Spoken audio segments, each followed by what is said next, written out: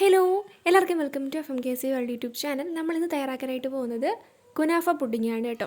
സിമ്പിളാണ്, എളുപ്പം തയ്യാറാക്കാം. അപ്പോൾ എങ്ങനെയാണ് ഈ പുഡിങ് തയ്യാറാക്കുന്നത് നോക്കാം. അതിന് വേണ്ടിയിട്ട് നമുക്ക് വീഡിയോയിലോട്ട് പോകാം. വീഡിയോയിലോട്ട് പോകുന്നതിന് മുന്നായിട്ട് ചാനൽ നിങ്ങൾ ആദ്യമായിട്ട് കാണുന്നവരാണെങ്കിൽ ഒന്ന് സബ്സ്ക്രൈബ് ചെയ്തേക്കുക.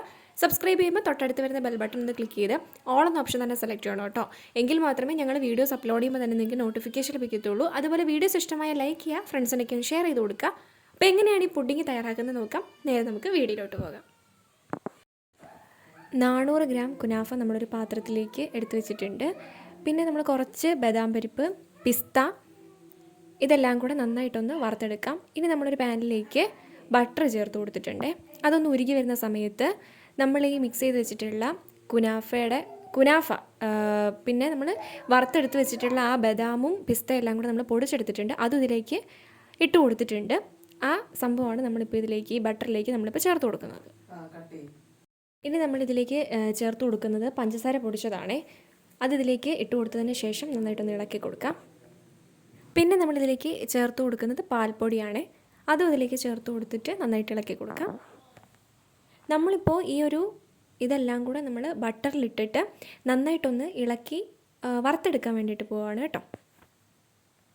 ഇനി നമ്മൾ ഒരു കവർ പാല് ഒരു പാത്രത്തിലേക്ക് ഒഴിച്ചിട്ടുണ്ട്. പിന്നെ അതിനകത്തുനിന്ന് ഒരു ശകലം പാലെടുത്ത് കസ്റ്റാർഡ് പൗഡർ നമ്മൾ മിക്സ് ചെയ്ത് വെച്ചിട്ടുള്ളതാണ്. ഇനി നമ്മൾ എടുത്ത് വെച്ചിട്ടുള്ള ആ പാലിലേക്ക് കണ്ടൻസ്ഡ് മിൽക്ക് ഒഴിച്ചു കൊടുക്കാം. എന്നിട്ട് നന്നായിട്ട് ഇളക്കി കൊടുക്കാം. ഇത് തിളച്ച് വരുന്ന സമയത്ത് നമ്മൾ മിക്സ് ചെയ്ത് വെച്ചിട്ടുള്ള ആ കസ്റ്റാർഡ് പൗഡർ പാലും അതിലേക്ക് ഒഴിച്ചു കൊടുത്തിട്ട് നന്നായിട്ട് ഇളക്കി കൊടുക്കാം. ഇപ്പം നമ്മുടെ പാലും കസ്റ്റാർഡ് പൗഡറും എല്ലാം കൂടെ നന്നായിട്ട് കുറുകി വന്നിട്ടുണ്ട്. ഈ സമയം നമുക്ക് ഫ്ലെയിം ഓഫ് ചെയ്ത് കൊടുക്കാം.